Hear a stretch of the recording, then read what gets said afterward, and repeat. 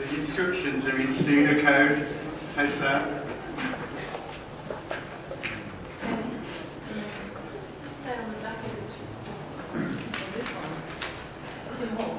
I'm Christy. I'm alright. Ignore what's on the back of the sheets of paper. Not that important. Can I pretend to be Tim Hall? You're more interested there. It's not to do, it's all been done. This has got to be hard yakka, isn't it? Trying to keep these guys in control. Can I have a couple of really big, strong people in the audience, just in case? I'm here. You can.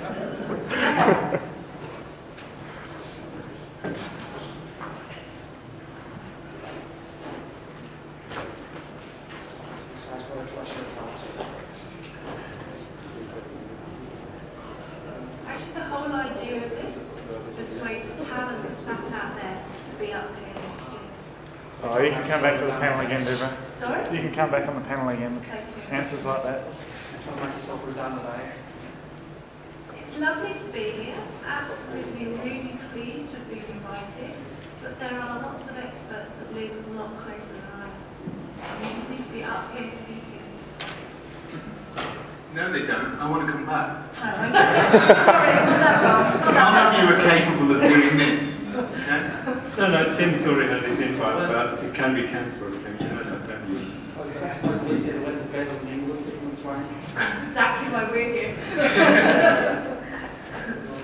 Okay, good afternoon, everyone. Welcome to the panel discussion session. The objective, if you hadn't gathered, of this session is to nurture the next set of people, the next speakers, the next set of experts. Someone said if I use that word, panel will have a go at me. Good, that one didn't work. So,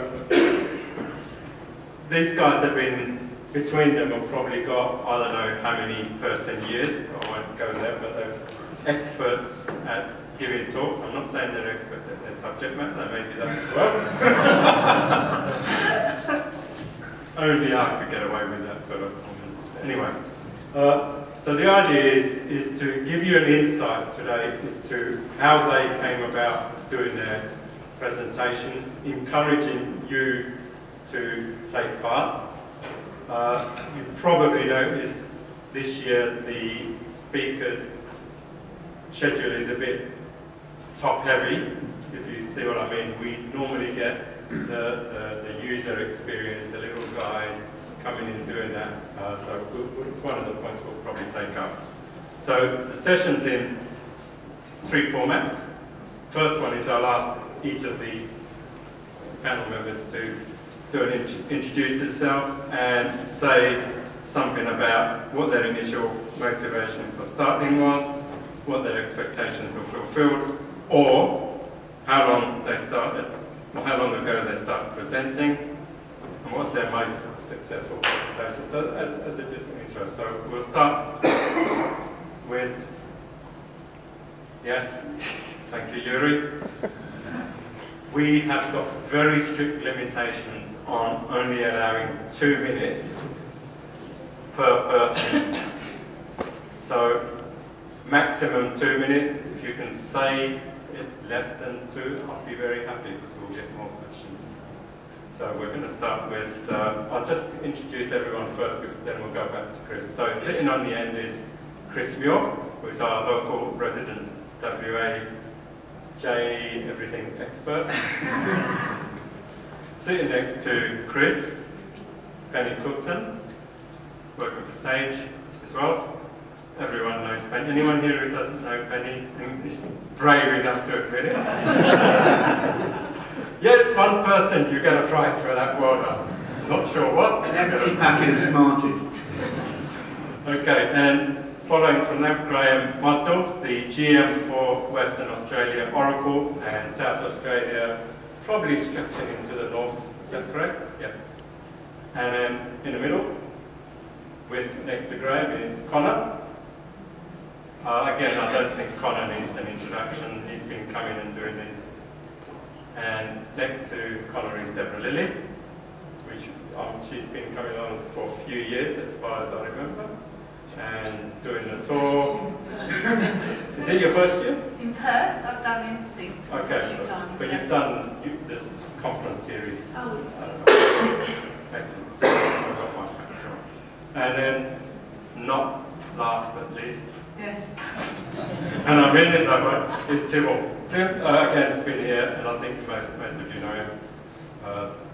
So that's it. So back to Chris, and we'll come down the table. So your 2 minutes on either what your initial motivation was or how long you've been presenting. All right. Tim, could you just stand up for a second? Stand up. You're already taking my thunder. So I'm Chris Muir, and I declare, yes, I am an Oracle nerd as well. I wear this all the time. Yeah, I went for Sorry, I went for Sage Computing, do a lot of J-developer stuff, and have been an Oracle developer for many years. I got into presenting about 10 years ago when Vinod pulled me aside and said, would you like to come and do this user group stuff? And I went, oh, okay, sounds good. And then I ended up doing presentations, but also committee work. So it's actually 9 years ago since I did my first presentation by chance in Melbourne for AUSOUG over there. So I'm to blame. Yeah, it is to blame. Actually, being an ACE director, it's your fault. The second question I've got here was, what was your most successful presentation? When I work out which presentations I want to do, I often think about the market now. So I am presenting at different conferences around the world. I just happened to work out this year there was a big hole in the ADF space. So in fact, the presentation I'm doing this afternoon, Angels in the Architecture, nobody else is doing the same presentation at the moment. So it was just awesome. I had about 200 people eating out of my hand while I was presenting. So that really, what's the word, empowered me. It makes it feel so good when you get a whole bunch of people in the room there going, thank you for telling me this, I really wanted to know this stuff. So this year the topic wasn't that important, it's just nice to have people really going, man, I wish somebody else had told me this. So that was my best presentation this year. Thank you. Expert Chris. Yeah, I started to present. First presentation was 1994. If you look at why I did it, I just started Sage. I wanted to raise the profile. It's a perfect way of raising your profile. Has it worked? Yes. It's a good way of getting business. It's a good way of letting people know you're out there, what your skill set are, and clearly Sage is doing well, so it has worked very well. Secondary reason for doing the presentation stuff, I have a huge ego. Most of these people here have huge egos, right? We love sitting up here and having people sitting out there in body and going, yeah, that's right. Yeah. It's when it goes well, it feels damn good. You got time. No, You said stop it's not necessary. No, that's okay. No, I'm just talking about these ego of yours. Can it manage not taking this full time? It's fine. It's okay. Let's move on. Right, my first presentation was, it coincided with my introduction into Oracle. It was in 1988.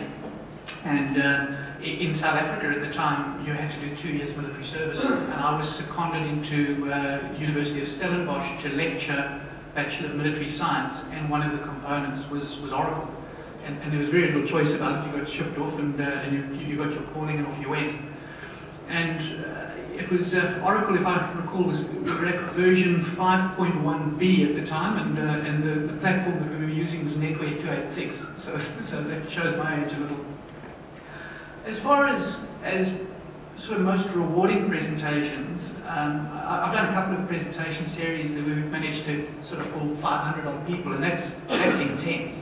But actually, the most rewarding was an interesting presentation that I gave in Kenya some time ago. And it was bringing people along, getting people to believe and see where things could actually take them from a business outcome point of view. And it truly was probably the most impactful. We only had about 60 people in the audience, but probably 30 of them it changed their deployment methodologies because of the presentation series we were given. And that is absolutely rewarding. So we really would, and we are going to spend a bit of time trying to entice you to get involved for next year. First presentation was in 1999 when I thought I was going to be leading the UK, so I figured I could pretty much say whatever I wanted and then just bolt from the country. That was for the UK Oracle user group, and I got inspired to do it simply because you go along to all these user group things, and with all due respect, people from Oracle would give talks, and there'd be an hour of talk where they'd have these poor bland slides that I assume had gone through several legal and marketing executives at Oracle, and throughout the presentation they'd give some little snippet which actually proved that they actually really knew their stuff, but was sort of hamstrung by the content that they were sort of given to do. And so I thought, well, wouldn't it be cool just to come out with absolutely no ties and just say whatever the hell I wanted? And that actually worked out really well, and the UK user group gave me some really good feedback. They said it's really nice to have someone come up and just basically not be, really give a shit about what was being said, just make sure that actually it sort of came from the heart. And we had all sorts of fun. We sort of had some fluffy toys and we demolished them on the stage, and we threw cans of beer at the audience, and we just took to that sort of different thing to try and make it infotainment. And that's why, all my presentations, I believe people are giving up their time and their money. Sometimes it's the company's money, but a lot of times it's their own money. So it's important that they get information, but it's important that they get someone entertained as well, because it's their time you're consuming. And that's why I like to do, hopefully, good presentations, because people are giving up their precious time, and that's probably the most important thing they've got. So you better do it properly. Well, completely the wrong way round, I think. I got into user groups before I got into presenting, and I worked for a big corporation, and we didn't do anything at the UK AUSOUG conference. And I used to go every year and say, oh, how come we think we're big movers and shakers and we don't participate? And then they were looking for directors, and a colleague of mine said, I've nominated you, so you can shut up moaning about it. And I found myself a director for the AUSOUG user group. And then I thought, as I got involved in it, I thought, actually, this is really good. And I think that it's right for, it is a marketing, Penny said that it's good for the profile of her company. Providing third parties are talking about their experience, and it's not 45 slides of why you should use their company, then I think there's a lot that third parties can offer. And so I hope that my presentations aren't pure marketing, but it's the experience that I've had. What motivates me to do it is when somebody that I've given some insight to then takes that further and then shares that experience. And in a small way, that happened to me here today.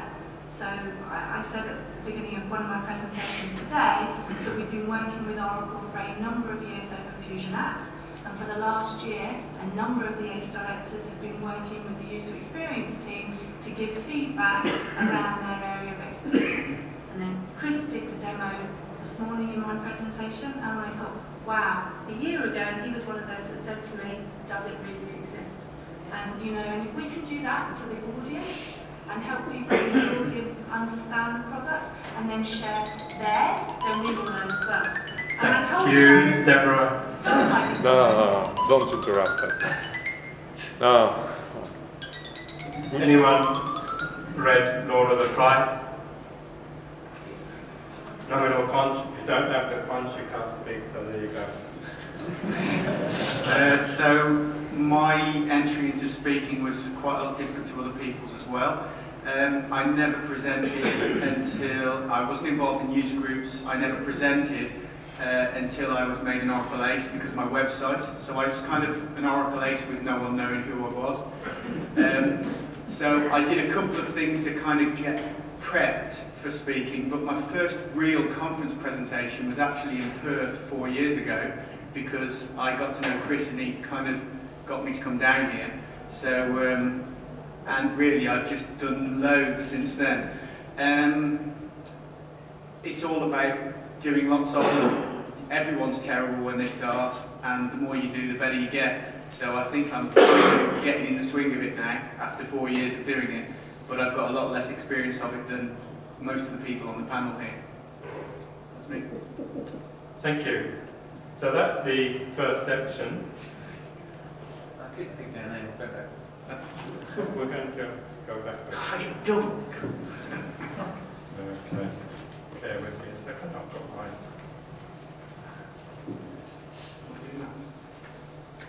Yes, you are doing that. So, Tim. I don't know what you're going to ask me. You don't know. I feel like Betty now. How do you memorise your slides before you start presenting? Do you print them out, follow the presentations? What other tricks do you use? How to make the presentation go well and get the message across? Right, I rehearse absolutely loads. I know some people just look at the slides through and then wait to see what the next title is and then kind of wing it. I rehearse constantly. I do some 2-day courses for Oracle University, and before every course I rehearse the whole course, which takes me 2 days. It's not really so that I can remember the slides word for word. I just want to hear all of the stupid things I tend to say when I present and then try and filter them down a little bit. So every time I present it's different, but if I haven't run through the slides at least a couple of times before each talk, I get nervous. So I have no tricks, it's just keep presenting it, walk pacing around the room at home doing it, or in my hotel room, and then go out and do it on the day and fingers crossed out for the best. I don't print anything out, I just literally do the talk again and again. There you go, you would never have thought that, would you? Why? You come across so, you know, unnervous. Well, you've got to know your own material.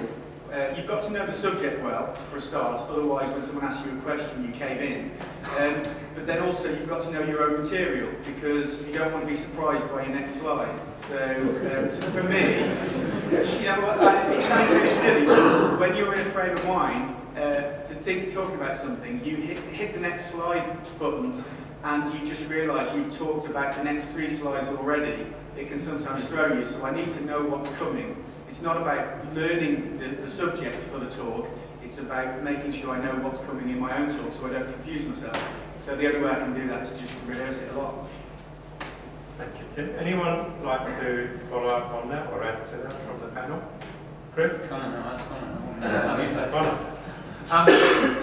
Yeah, I have a real simple benchmark for slides, and that is basically you need to know the next slide. You don't need to know any more, right? Just the next one, always the next one.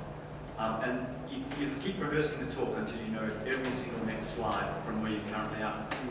And that's the challenge, because then you know your flow, right? And you know that you've done enough work. And I keep coming back to the concept of people giving up their time. If you haven't done that work, you're doing people a disservice, because they'll waste their time while you're going, let me think what was coming next, etc. So know the next slide, and that often means just plonking yourself in front of a mirror and just basically talking, finding all these strange idiosyncrasies you do when you talk, and then trying to possibly eliminate them. Like doing this.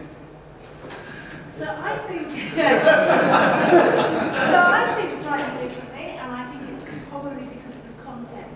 So the 2 gentlemen either side of me are very technical, and they're teaching you how to do things. And I think you have to be rock solid when you're doing those. My presentations are more about helping people to understand at a very high level, and more about, this just makes me sound really self-centered, but more about my point of view.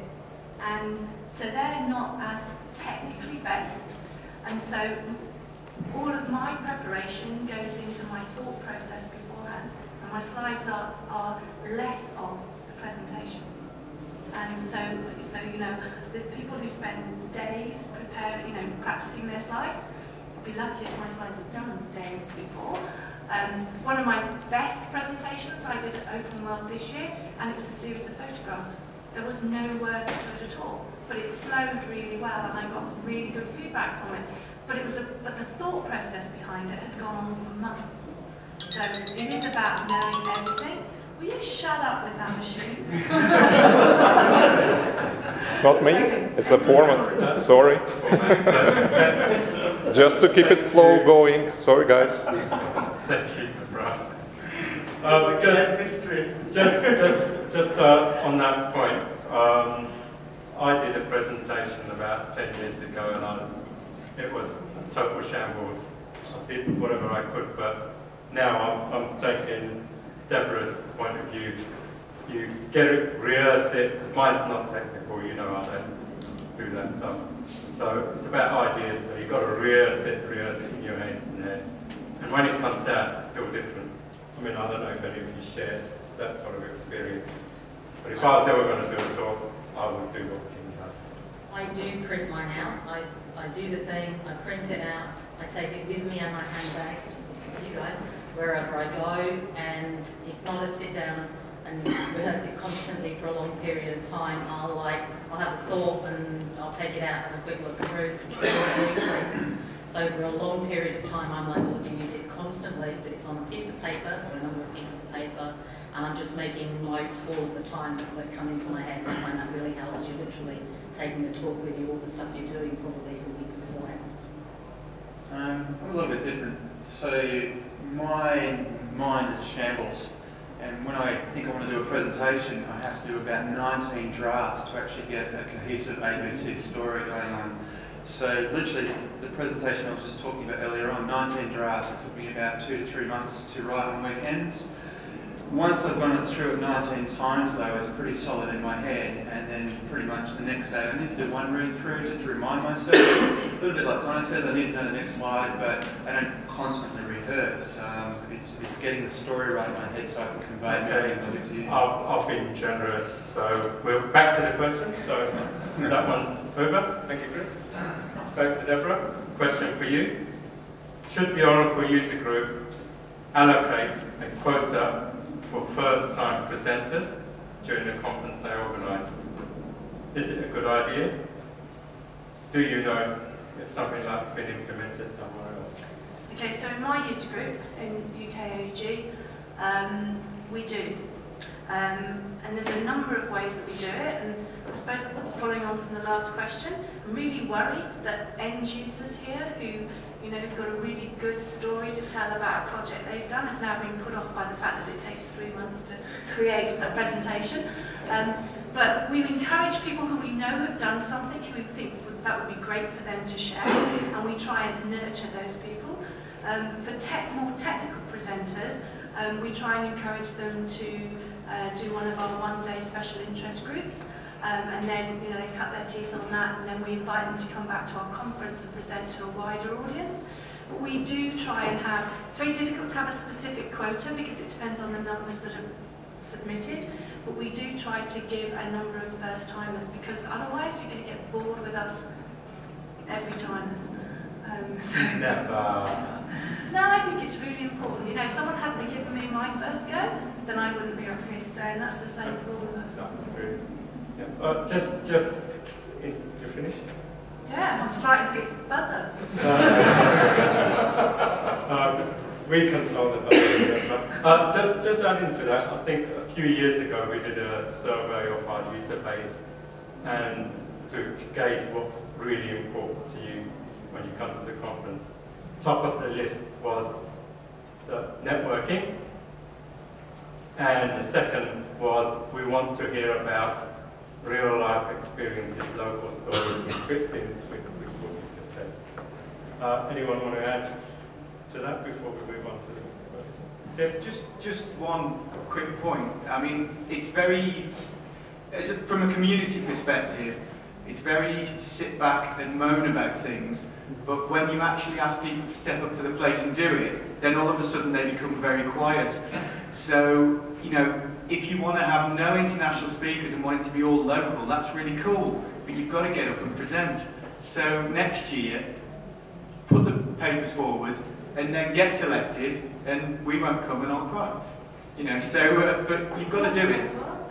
No. You've got to actually do it, rather than just talk about possibly doing it. So everyone here has got something they can present about, because you all do different jobs. And I don't know what you do. I possibly can't do what you do. So why don't you present about it and teach me something? Thank you. Anyone in the audience want to add something? Is there a mechanism throughout the user groups for the user group to get hold of its members and say, have you got something, or somewhere you can go to as a member and say, look, I've done this, this and this, and then have someone from the user group say, oh, well, okay, that's an interesting topic, and that's an interesting topic, but forget about that because everyone's done that already. And then say, okay, well, we'd like you to do a presentation for this, and help them through the process of putting that a presentation together that can be presented either to a user group or to a conference like this. Some sort of mentoring process. If I can do this, because I know my question coming up is going to be anyway on... I was going to suggest you answer yeah, this. what can people... You know, there's a question coming up that is, I'm a person in Australia, I want to do a presentation, what do I do? And there's nothing formal in place at the moment for that. At the moment, it's very informal. We go nag people, I go twist people's arms, they do presentations, that type of stuff. What I would suggest going on from this, and there needs to be enough people that have some interest, the first thing you need to do is you need to put some ideas together. We don't want you to come to us like blank and say, what do I do? So we need you to put some ideas together about what you think you can present on. I would like to put together perhaps a small, if we can get even 3 or 4 people that are interested in doing that this year, we'll do some group sessions, 3 or 4 of us get together with maybe 1 or 2 of us from the user group committee. We'll look at what your presentations are, we'll pick the best presentation, we'll coach you through, we'll do the presentations and practice them in front of the rest of the group, because the way you get used to doing this stuff is by practicing it in front of other people. We will then arrange for you to present at one of the local user group meetings, which is always a good way to start. And then if you're comfortable with that, and you've had some practice and you know where you are, we'll help you pick a topic for the conference. So I'm perfectly happy to coordinate that. It's just penny@sagecomputing.com.au. Get in touch with me within the next 2 to 3 weeks if you can, because if we're going to do this, I'd like to get the group together now, and then we've got time to keep going with that. If that approach works, then we'll carry on doing that each year. Sorry, yeah. There's people, we've still got the 2 minutes, so there's people. Francisco. I just want to add for that, and the users, by my experience with most of the user groups around the world, always when they have a conference, okay, and they publish on the website call for papers.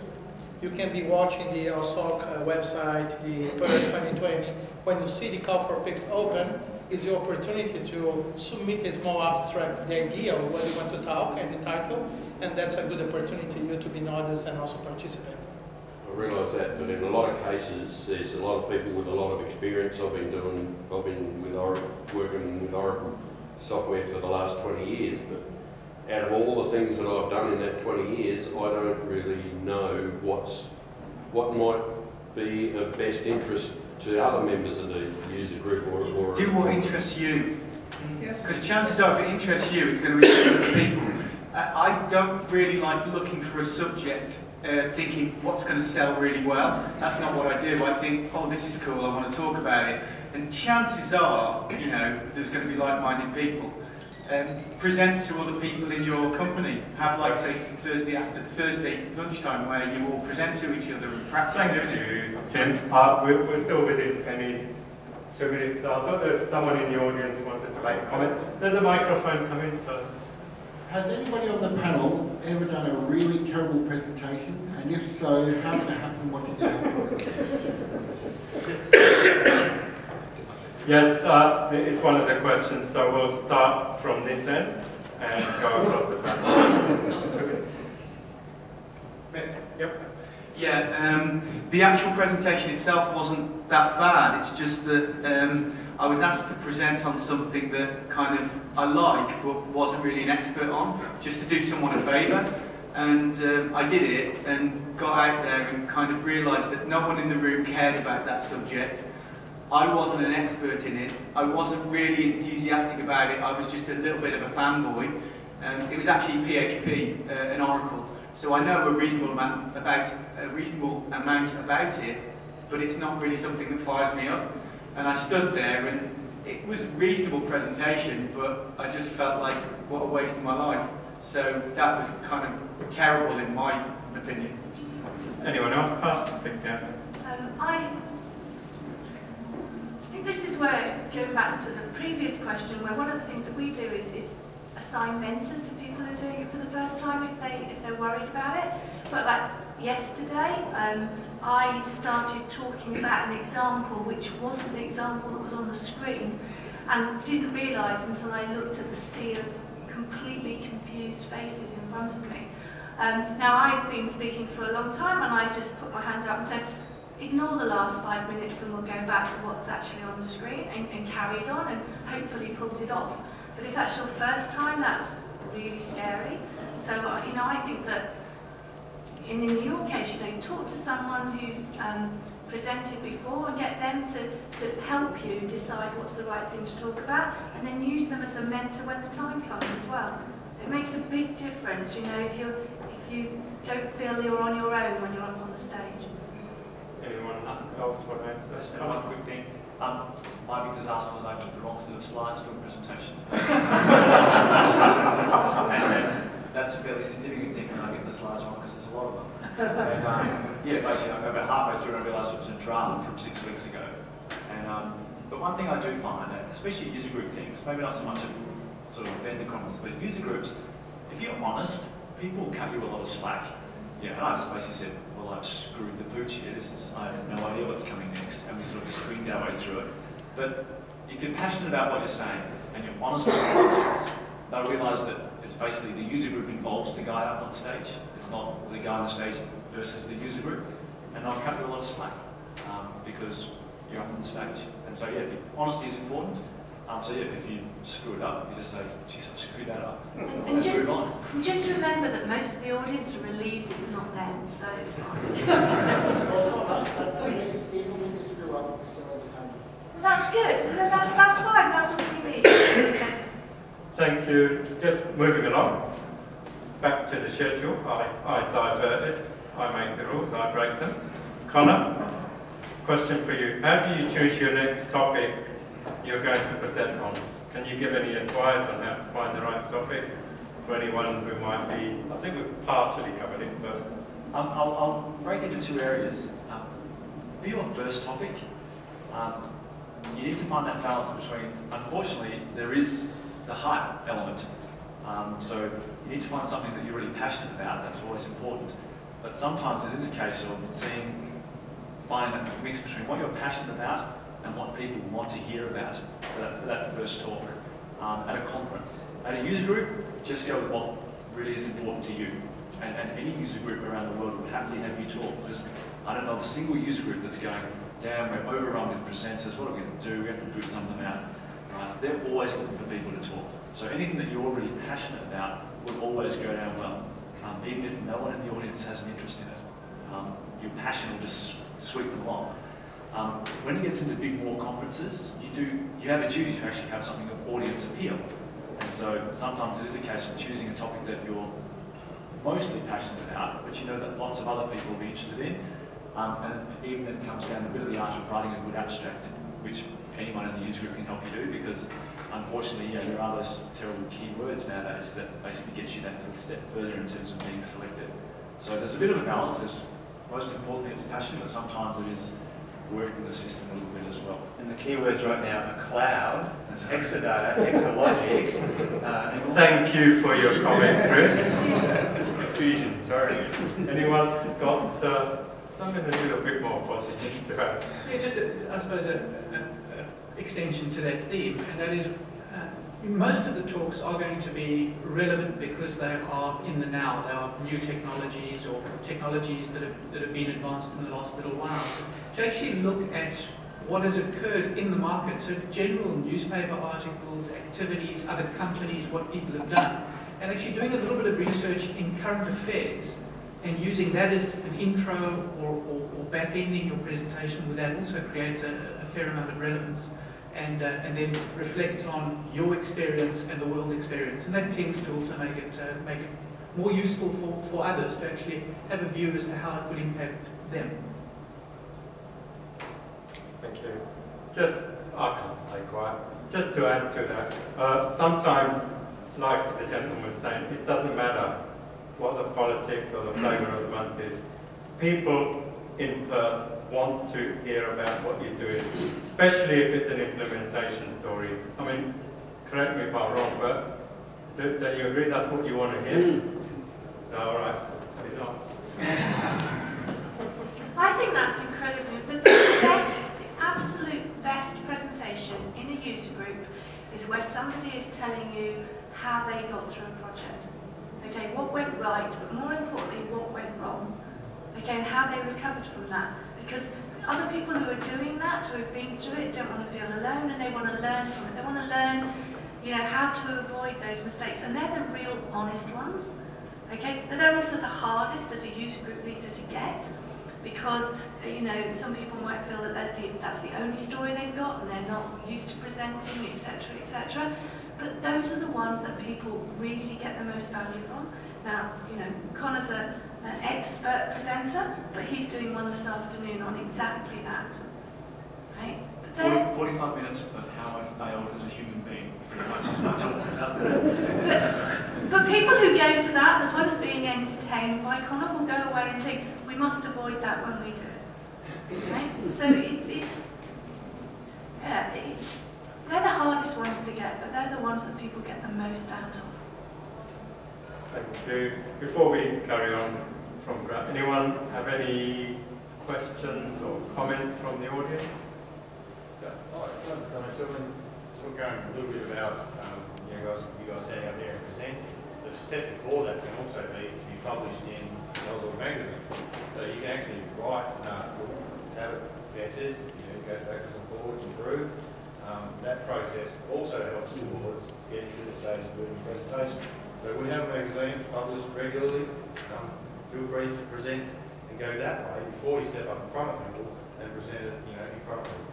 Well, there's an example to that, not just user group focus. I mean, look, Tim's got a website that he's built himself with all the Oracle information.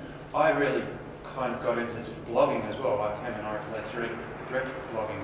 And it just sets you up for having to know what you need to know very, very carefully. You have to explain things very, very carefully, and they're great other ways of getting in there. You don't need to stand up and sit up here and do a presentation. So, maybe that's why you can be inspired. Writing articles, writing online content. Just in case anyone here, yes, we are looking for articles for the Oracle magazine, so please help. And they can end up going globally as well. Like we share magazine articles for all users throughout the world. So you put up a good presentation, a good article. You can find yourself being published, and people say, "Oh, I read your article from God knows where." And it's a nice feeling. Okay, back to our schedule. Graham,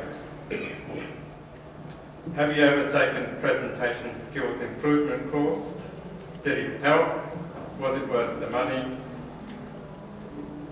Would you recommend it to people? I certainly would. I have taken presentation skills courses and I have found them useful.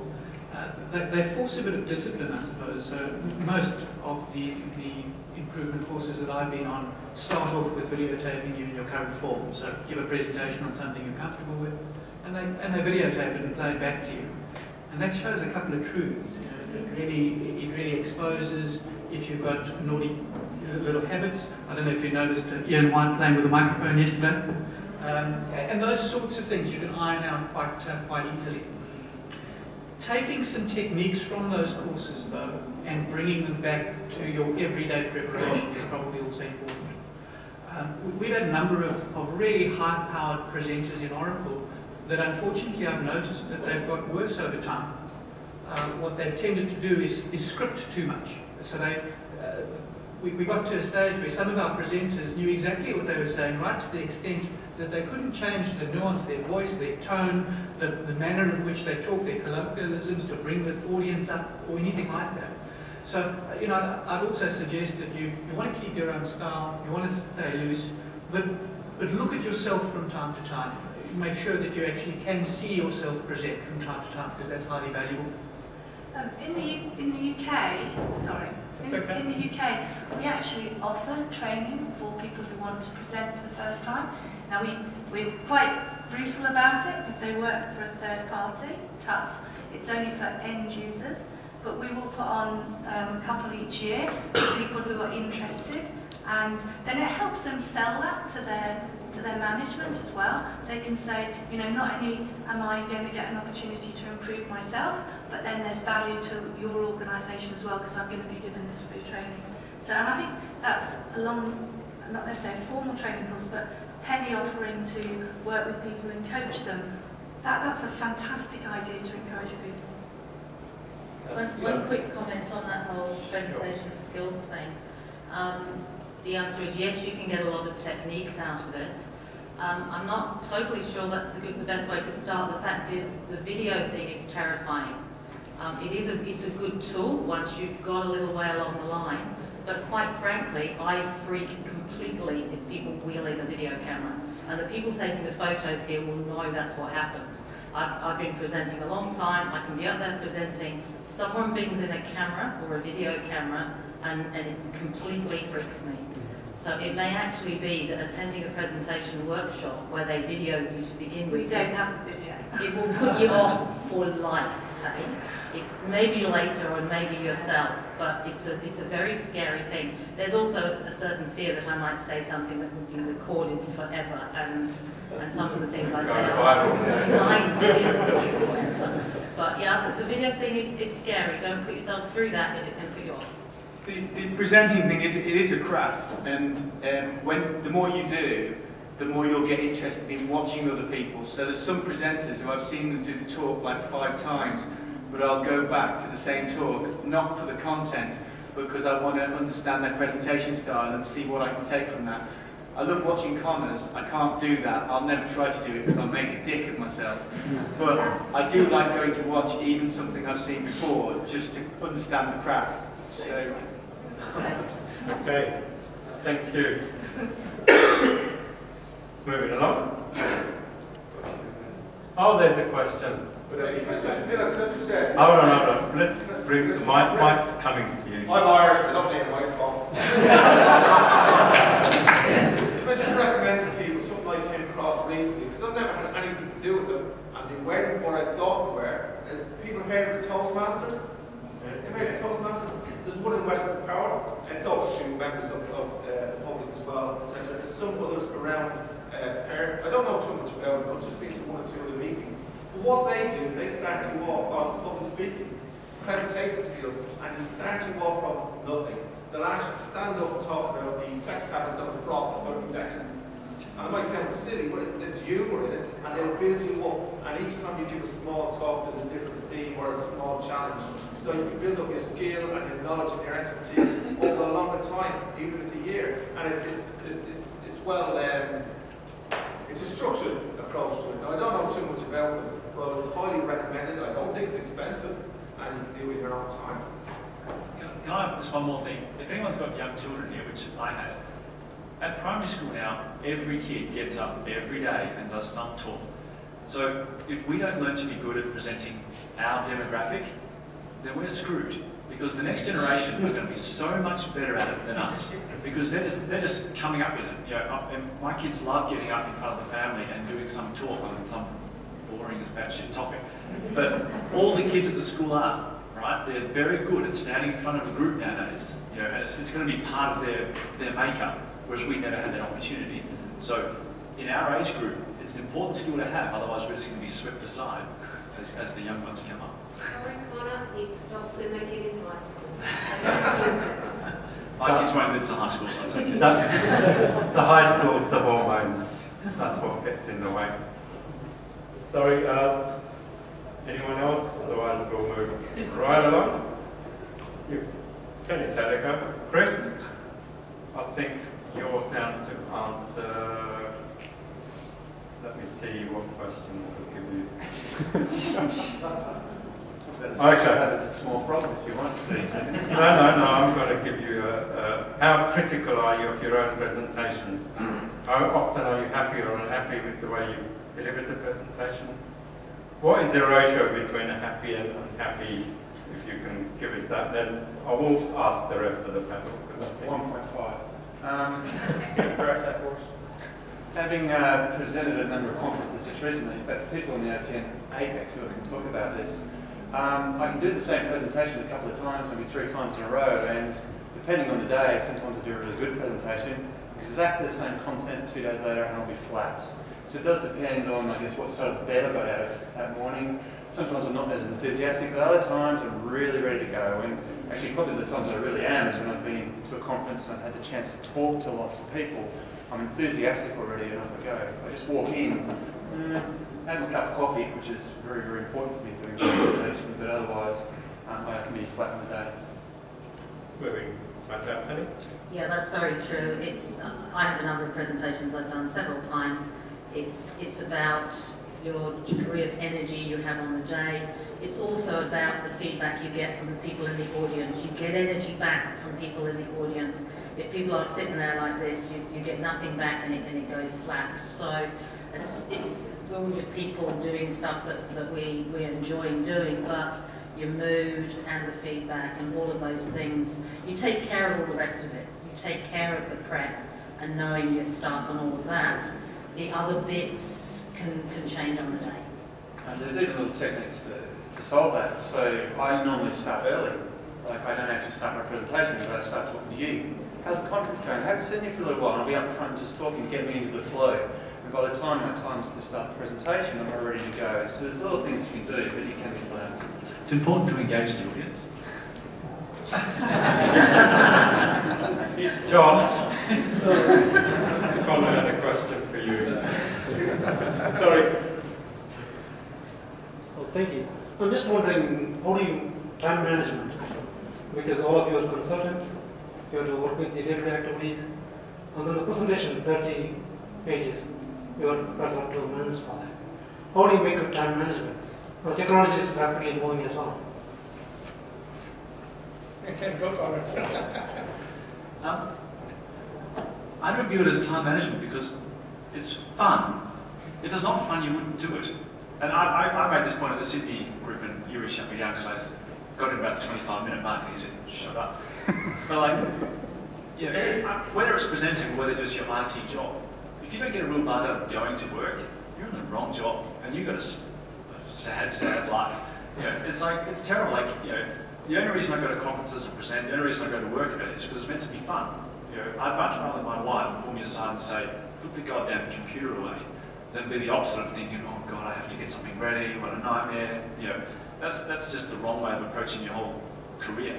You know, you're in the wrong career if that's the way. So I'd much rather have to have my family and friends try and constrain me than the other way around. And then it's not a chore. Then it's 2 months of fun, not 2 months of, "Oh God, I've got to get this ready." When I first started, I was a traditional consultant, and I spent a couple of nights away each week in a hotel, and the options for me were either to go down to the bar and drink too much, or to, you know, work on a presentation or whatever. And like, you know, if you know me, I like a drink, but at the same time, I got more pleasure out of the buzz that I got from sharing my knowledge. I've been very lucky in that I've been able to show that value to my organisation, and it's now my job. So, you know, that I still spend evenings doing it, but it's actually become part of the value that I give my organisation. It took a long time, but, you know, I actually don't have a line between the fun and my job, and I think that's what Connor's saying. So, I think it's a privilege, actually. Thank you. On that note, and you know I'm not a presenter because I had to rely on someone in the audience to tell me the time is over. So thank you very much. It's actually time. So let's give a round of applause.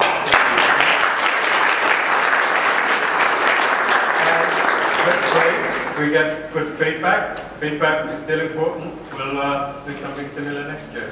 So put out the yellow stickers, please. Get involved. Get involved, people. I'm leaving. Oh, really? Have a nice. Do you have a warm-up for today? Yes, I'm coming after the next. My own. You off, are you? Yeah, I'm leaving. Do that. Take care. And hopefully see you soon.